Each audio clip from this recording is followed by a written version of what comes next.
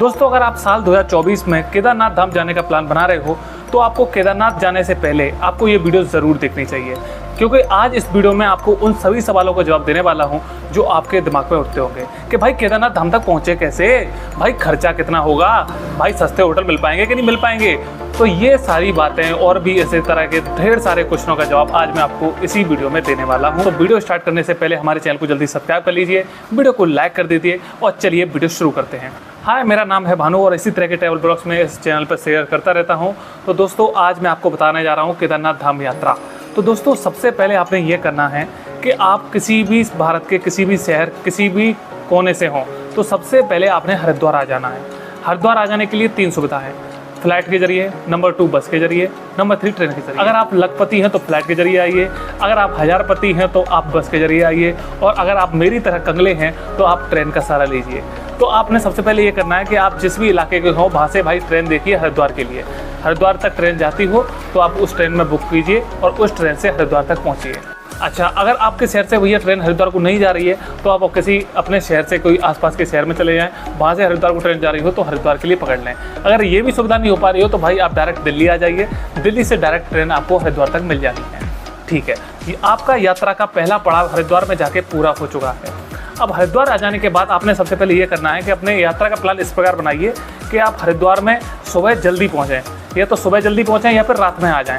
अगर आप रात में जल्दी आ जाते हैं तो हरिद्वार से केदारनाथ जाने के लिए सबसे पहले आपको हरिद्वार से सोनप्रयाग जाना होगा। अब सोनप्रयाग जाने के भी भाई 2 माध्यम हैं, एक तो भाई जो है वो सरकारी बस चलती हैं, दूसरा है भाई प्राइवेट टैक्सी करके। तो सबसे पहले भाई मैं आप लोगों को ये बता दूं, अगर आप सरकारी बस के जरिए जाते हैं तो आपको बहुत ही कम खर्चे में आप सोनप्रयाग तक पहुँच जाएंगे। तकरीबन 600 रुपये लगते हैं पर पर्सन के हिसाब से हरिद्वार से सोनप्रयाग जाने के लिए। अगर आप यही कोई टैक्सी करके जाते हैं, शेयर टैक्सी, तो वो आपको कम से कम 1000 से 1200 रुपये में सोनप्रयाग पहुंचा देगी। और यही अगर आप कोई अपनी प्राइवेट टैक्सी करते हैं और अपनी फैमिली के साथ जा रहे हैं तो वही आपको 4 से 5000 रुपये में सोनप्रयाग पहुंचाएगी। वो आप अपने बजट के अकॉर्डिंग देख सकते हैं। अब आपको मैं बता दूं, अगर आप सरकारी बस को देख रहे हैं तो इसके लिए सबसे बड़ी बात यह है कि सरकारी बस आपको देखने के लिए आपको सुबह 4 से 8 बजे तक के लिए बस पकड़नी पड़ेगी, क्योंकि ऐसा होता है भाई, देखो पहाड़ी इलाका है, पहाड़ी इलाके में जो बस होती है सरकारी बस वो जल्दी निकलती हैं, सुबह 4 से 8 बजे तक निकलती हैं। अब इस 4 से 8 बजे के बीच में आपने जल्दी उठ जाना है और बस पकड़ लेनी है। इस टाइम का अभी हाल कुछ ये चल रहा है, मई और जून के महीने में इस टाइम पर श्रद्धालु बहुत आते हैं, तो आपको बस में भीड़ भी बहुत सारी देखने को मिल सकती है। तो आप जल्दी वहाँ पहुँच जाएँ और बस पकड़ लें। अब मैं आपको बता दूं, हरिद्वार से सोनप्रयाग की जो दूरी है वो 230 किलोमीटर है और आपको इस यात्रा के दौरान कुछ 7 से 8 घंटे लग जाएंगे। कभी जाम ज़्यादा होता है तो भाई 10 घंटे भी लग जाते हैं। तो आपने सबसे पहले बस पकड़ लेनी है। तो आप जैसे ही बस में बैठ जाते हैं तो आपके सफ़र का भाई दूसरे पड़ाव की एंट्री हो चुकी है और अब ये जो बस है चल के आपको 3 धारा पर रुकेगी जाके। 3 धाराओं में आपने भोजन करना है और फिर 3 धारा से ये बस आगे को चलेगी और 10 से 15 मिनट के अंतर पर भाई ये संगम पर पहुंच जाएगी, देवप्रयाग का संगम, जहां पर भागीरथी और अलकनंदा का संगम होता है। अब बात यह है कि ये बस जो है भागीरथी और अलकनंदा के संगम पर नहीं रुकती है। अगर ये इसी की जगह आपको ये शेयर टैक्सी या प्राइवेट टैक्सी ले जाते तो आप उसे वहाँ रुकवा सकते थे और आप यहाँ पर फोटो क्लिक कर सकते हैं, वीडियोज़ बना सकते हैं। लेकिन ये बस जो है ये सीधे सोनप्रयाग उतारती है, तो आपको उस हिसाब से देख लेना है कि आपके लिए क्या चीज़ सही है। तो आपको ये सोनप्रयाग बस पहुँचा देगी। अब सोनप्रयाग में आपने ये करना है कि आप सोनप्रयाग में वहाँ पर उस दिन स्टे कीजिए। अगर आप उसी दिन चाहते हैं कि आप यहाँ से यात्रा को आगे बढ़ाना तो भाई आप सोनप्रयाग से 5 किलोमीटर दूर है गौरीकुंड, आपने गौरीकुंड तक जाना है। गौरीकुंड जाने के लिए बता दूँ आपको टैक्सी पड़ेगी, 50 रुपये पर पर्सन किराया पड़ेगा, तो आप गौरीकुंड पहुँच जाएंगे। अब गौरीकुंड से ही भाई मैं बताऊँ केदारनाथ जो यात्रा है केदारनाथ मंदिर के लिए वो यात्रा शुरुआत होती है। ठीक है, तो आपने गौरीकुंड में पहली बार तो आप इतनी यात्रा करके आए तो आप बहुत सारे थक चुके होंगे, तो आपने गौरीकुंड में ही रुक जाना है। गौरीकुंड में आपने सबने सुना होगा कि वहाँ पर जो है गर्म कुंड है एक, जिसमें आपने सभी को स्नान करके जो है यात्रा की शुरुआत करनी होती है। तो भाई आप गौरीकुंड में अगर आप रुकते हैं तो भाई मैं बता रहा हूँ 1000 से 1200 रुपये का आपको रूम पड़ेगा, क्योंकि यहाँ थोड़ा रूम इसलिए महंगा पड़ेगा क्योंकि भाई ये यहाँ से जो है यात्रा का ट्रैक शुरू होता है। अगर आप चाहते हैं कि आपको रूम थोड़े सस्ते मिलें तो आपने सोनप्रयाग में उसी दिन स्टे करना है और अगले दिन जो है गौरीकुंड के लिए निकलना है। अब आपको मैं बता दूं, सोनप्रयाग से आप निकलते टाइम, हाँ एक बात मैं आपको बताना भूल गया कि इस पूरी यात्रा के दौरान आपको एक यात्रा पास चाहिए होगा। यात्रा पास आप ऑनलाइन भी बनवा सकते हैं, ऑफलाइन भी बनवा सकते हैं, लेकिन मैं आपको सजेस्ट करूंगा कि भाई यात्रा पास जो है वो ऑनलाइन बनवाएं, बिल्कुल फ्री मुफ्त बन जाएगा आपका ऑनलाइन पास। आप मेरी स्क्रीन पर देख रहे होंगे, आपको ये जो वेबसाइट दिख रही है, आपको इस वेबसाइट पे जाना है, अपना नाम और अपनी जितनी भी इन्फॉर्मेशन है, आधार कार्ड और फोटो के साथ इन्फॉर्मेशन मांगेगा, वो आपको सारी शेयर कर देनी है और आपने यात्रा पास बनवा लेना है। क्योंकि सोनप्रयाग से आगे बढ़ने के लिए आपको यात्रा पास दिखाना होगा। उसके बाद ही आप टैक्सी या किसी और वाहन के जरिए आप गौरीकुंड तक पहुंच सकते हैं। अच्छा, गौरीकुंड आप पहुंच गए हैं, उस दिन आपने वहां स्टे कर लिया। स्टे करने के बाद आपने सुबह जल्दी उठ के केदारनाथ की यात्रा शुरुआत करनी है मंदिर के लिए, क्योंकि मैं आपने बता दे रहा हूँ मैं आपको, ये जो ट्रैक है यहाँ से कुल अभी तो रोड पे दिखाया जाता है कि 18 किलोमीटर का है, लेकिन एक्चुअली मैं बता दूँ 22 किलोमीटर का ये पूरा ट्रैक है। और इस पूरे ट्रैक को करने में भाई 6 से 7 घंटे तो भाई आम बात है लग ही जाते हैं। तो आपने कोशिश करनी है जितना जल्दी से जल्दी उठेंगे उतना मंदिर में जल्दी पहुँचेंगे। अच्छा, अगर आप जल्दी उठ जाते हैं तो मैं आपको बता देता हूँ कि 7 से 8 घंटा लगे तो आप मंदिर तक पहुँच जाएंगे। मंदिर पहुँचने के बाद अभी का टाइम कुछ ये चल रहा है कि मंदिर में बहुत भीड़ चल रही है, तो रात को 9 बजे ही भाई जो होता है मंदिर का कपाट बंद कर दिए जाते हैं। तो आपको भीड़ के अकॉर्डिंग देख लेना है वहाँ पर कि आप किस टाइम पे आप जाना चाहते हैं।